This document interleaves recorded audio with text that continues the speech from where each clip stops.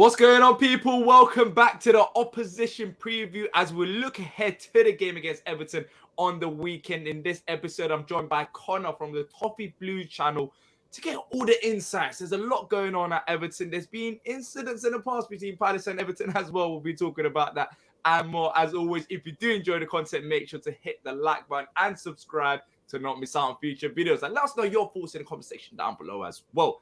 Connor, Everton, it feels like same old now. It's scary, but it feels like same old. Last season, fighting relegation. This season, similar story. You got rid of Frank Lampard, brought in Sean Dyche, and everyone would have thought Everton, that should be then confirmed staying up. But it hasn't been as straightforward as that. So how would you sum up your season as a whole, as an Everton fan? Because there's a lot going on, even points deduction on the cards. Disappointing. I think last year was a wake-up call. The game, which I think we'll get into later, but the Palace game was very late into the season for us to get safety.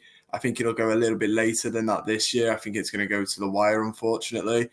It's disappointing. I'd like to say lessons weren't learned from last season, aka I don't think the manager should have stayed as long as he did. I think during that winter break we had for the World Cup, which feels like a lifetime ago now, before that, I was saying now would be the good time to sack him because you've got a month off. We held out too long. We held out into the new year, past the transfer window, the same way we did with Rafa Benitez. Got Sean Dyche in now. Calvert-Lewin's fitness isn't up to it. He's struggling. He might make the last 7 games, hopefully. So it's like a carbon copy of last season to the exact same, the exact same mistakes were made.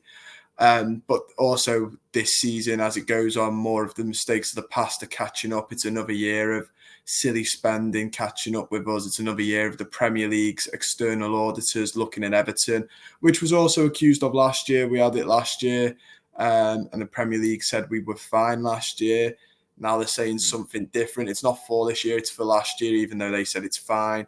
Apparently Everton are willing to and believe they can back it up if the external auditors do come back saying we've broke financial fair play. Everton are confident that they can go in with their figures. It's rumoured to be the Dele Alli deal, which, depending on how you look at it, until he plays, I think it's 20 games for us, we don't actually pay anything for him. So apparently it's a little bit of a confusion on what you put him down as on the books. I think Spurs have put him down thinking they're going to get the money eventually. But in recent weeks, it sounds like we might also just be terminating his contract. He's had surgery recently, but he was also caught on Snapchat with laughing gas, and he's not had the best time in Turkey. So whether we actually pay any money for Dele Alli is yet to be seen. Yeah. So Sean Dyche, we as neutrals know what to expect from him, but as an Everton fan, have you been impressed so far? Because the results haven't been as straightforward as maybe some may have expected. Am I right in saying that? Yeah, I was impressed. Obviously, came in for that Arsenal game and won it. I think there's a crazy stat that's like most Everton managers win their first game. It goes back, I think it might have been the 1950s for the last time it didn't happen, or something quite a while ago. When you think we've gone through about 8 managers in the last 10 years, like 15 years, that's quite impressive still. I was impressed with him. I think due to injuries, he's had a tough sort of time. No Dominic Calvert-Lewin, who you'd think would be a very good player for him because he's tall, great in the air, great aerial presence. I think we started off well in the 4-5-1 that he was playing. Recently, due to Decore's red card, he's had to change it up a bit. It looks like he's tried to go for that 4-4-2 he likes. But with Neil Moipai and Ellis Sims, I just don't think we've got the personnel for it. And I think we need that extra man in midfield. I think that extra man in Decore who runs up and down, but also offers the attacking outlet. I think that just solidifies us in the midfield. We don't get us overrun. So in the last couple of games, it's been a little bit disappointing. I feel like sometimes his substitutions could be a little bit earlier, be a little bit more forward. Apparently, this is a common theme that he doesn't really, puts out his first 11 and ideally would like to see them see out the game. So it's been up and down, but I mean, it was going to be a tough tie. I think you could put, some of the best managers in the world, the Guardiolas, the Mourinhos, the Jurgen Klopps at a better time in, and I think they'd have struggled with the squad that they've got. Yeah, it's a squad issue and a club issue more than a Dyche one. But the scary thing about Dyche is that people act like if you get Dyche, that's it, you stayed up. But then again, he's also been relegated with Burnley. I don't know why people tend to forget about it. But then you got the squad. You should have the squad. Well, I say you got the squad, but you got some individuals maybe that should be stepping up, get in games here and there to keep you up. But then again, he hasn't been as straightforward. In your most recent game, losing to Fulham, I think that was a shock because Fulham hasn't been that great. So what went wrong in that? Yeah, that was a shock, especially when you think got no Mitrovic. I'm pretty sure Marco Silva was still doing his ban from the Manchester United game, and they've not got much to play for. So with a team that's got everything to play for survival, you can't be rolling over to a team that, if they lose, isn't going to disrupt their season massively. I think it was a bit of, I think it sounds really cliche and it's very easy to say. I think not that we were unlucky, but there were chances we had that we didn't capitalise on. If they'd gone our way, sort of one of them. If they score, it's a different game. But you could say that about every football game. Most teams get one or two chances a game. If they finish them, it's a different outlook. I think Fulham then just managed to. The first half was closely contested. Then the second half, it sort of ran away from us. Fulham were out a little bit later, which I don't think the TV showed, but they were out a little bit later, made Everton wait. I think that made them a bit unnerved. Obviously, Marco Silva being banned and stuff, I don't know why they were late, but it makes you unnerved. You see it when penalty takers go to take their penalty and the keepers disrupt it. The longer you leave somebody with doubt, the better. And then they just took control in the second half and outplayed us in the second half. I can't make that many excuses for a poor performance, and I don't want to take it away from Fulham. But yeah, in the first half, I thought it could have gone either way. I thought if we'd got the extra goal to go ahead and kept it ahead at half time, we might be talking about a different 3 points, and we'd have jumped a little bit higher up the table. Yeah. So talking about high up the table, are you worried as an Everton fan of relegation, or do you think you'll stay up? Call me blind optimist, but last season I didn't say we were down at any point because I like the main one is fans you speak to. The big one being my dad because he's an Everton fan, so I speak to him a lot. He thinks it's going to go to the wire, but he won't say whether he thinks we're down or not. So Twitter is the worst place because every loss we're down, every win we're up, automatically every loss we're down. I didn't do it last season and we stayed up. I didn't say we were down. And I'm not going to say it now just because, the mentality of doing that wouldn't do me any favours, wouldn't do anyone any favours. But also, I'm still banking on those three worst teams. It's not so much that we're good enough to stay up, although we do have some good players and I think a good Premier League manager. I think there are three worse teams than us in the Premier League right now who probably are going to go down. That being Southampton, I think Leicester. I don't think Dean Smith's going to be the right move. I still think Nottingham Forest. I've not been impressed with them all season. They were doing well at the start, and I couldn't really work it out. Now I've seen them drop down to our level. I'm not that surprised. I think their manager is hanging on by a thread. There were rumours he was sacked, and then the owner's saying he's not. That sounds like a big mess as well. Nottingham Forest ownership sounds a bit crazy. Yeah. Well, with Leicester, that's the thing. I hear what you're saying about Dean Smith, but in a City game in the second half, they could have scored easily 2-3 goals, and they got the talent there.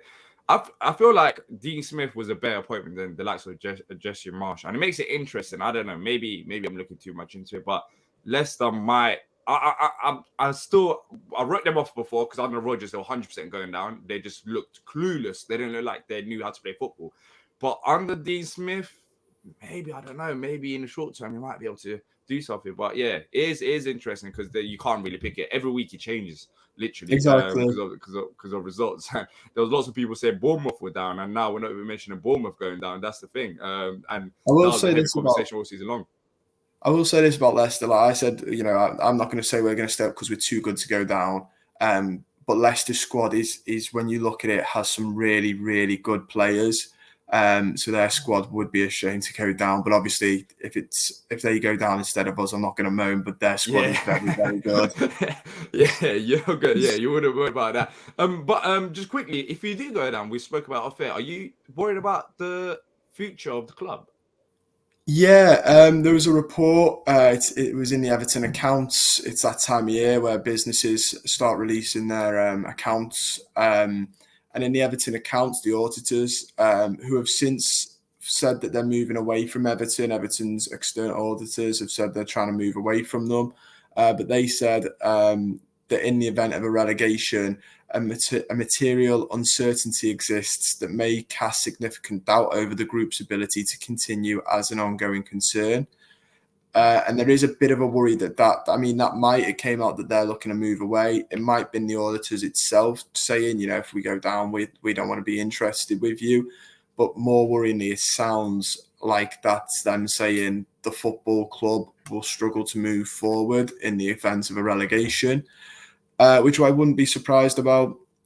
We've got we spent a lot of money, and now we don't have a lot of money. There's a lot of uncertainty about there was about the ownership of Everton as well. There was the Paradise Files that the BBC's Paradrama did on us. There's the Alisher Usmanov involvement. It's all a bit.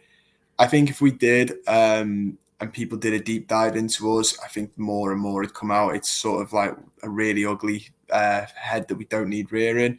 So I do worry a little bit. And also, it's not that easy to bounce back up. I know some teams do it, but the teams that do it are built for it. I can't see a lot of our players staying. I can't see the Iwobis, the Yerry Minas, the higher paid players staying, the Dominic Calvert-Lewins. And then you're left with a squad then that aren't very good. Hence why we're in this mess. Exactly. It is tough. That's why staying up is very important for you guys.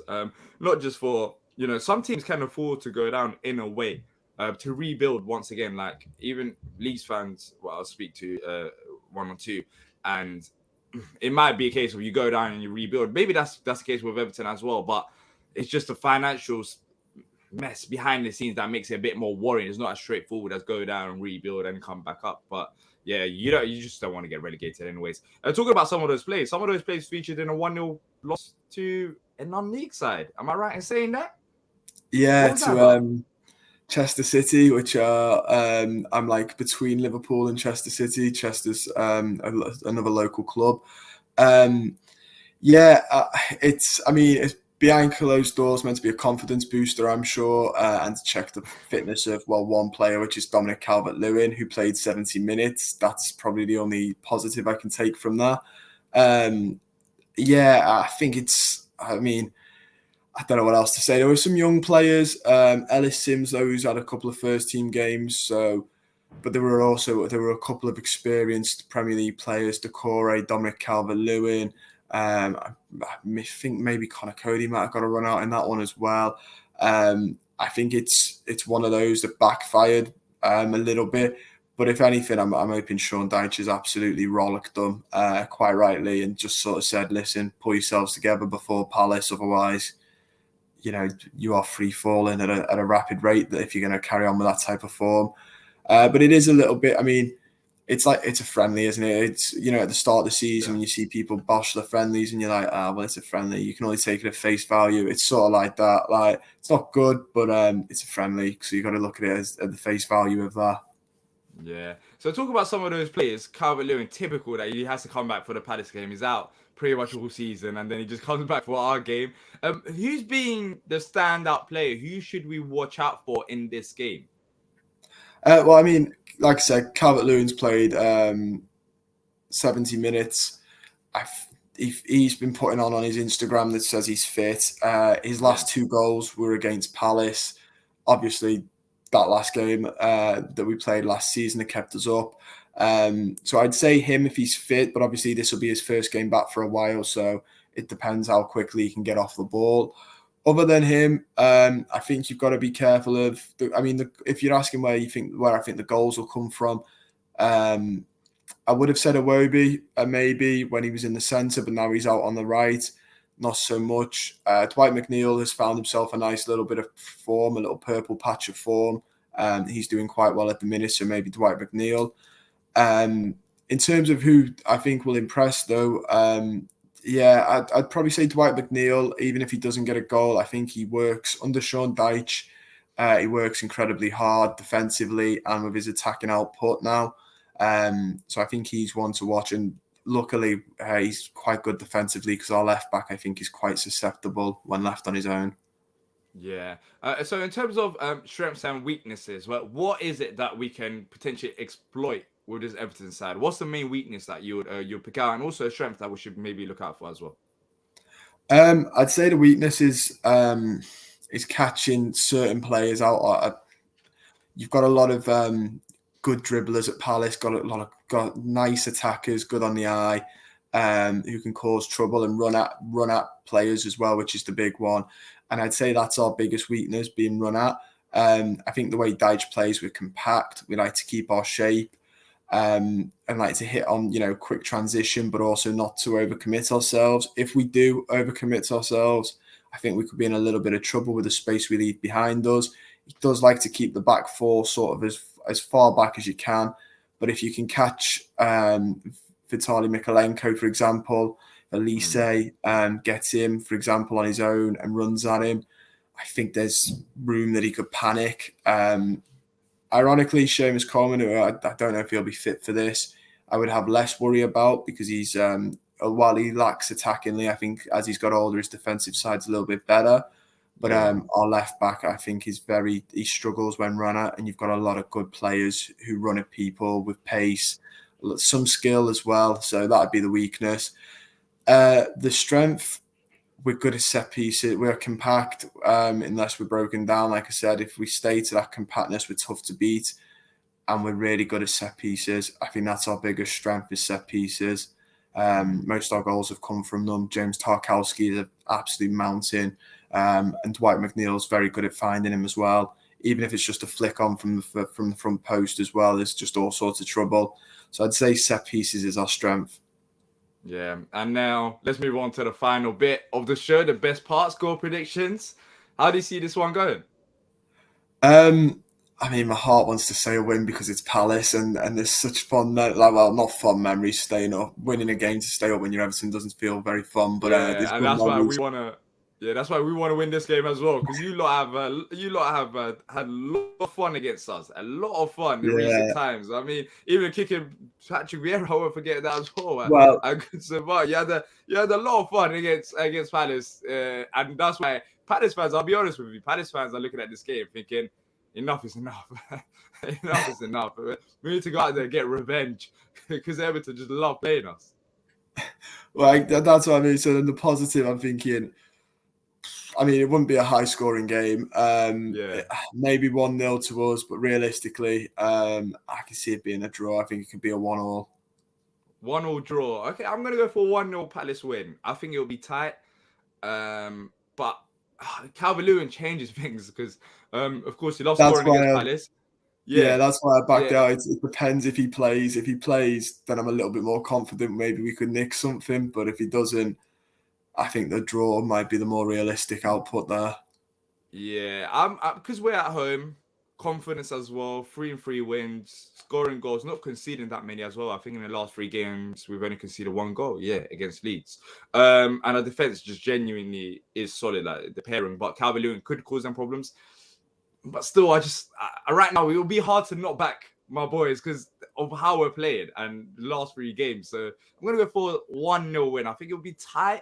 But then again, I just say, even if Calvert-Lewin ain't playing, I can see Everton potentially scoring from a corner if not open play. So it could easily be 1-1 as well. But let us know what you guys think in the comment section down below. Your score predictions and thoughts ahead of the game. And as always, make sure to check out the Toffee Blues and Connor's great work over there. That's it from me and Connor. And until next time, up the pads.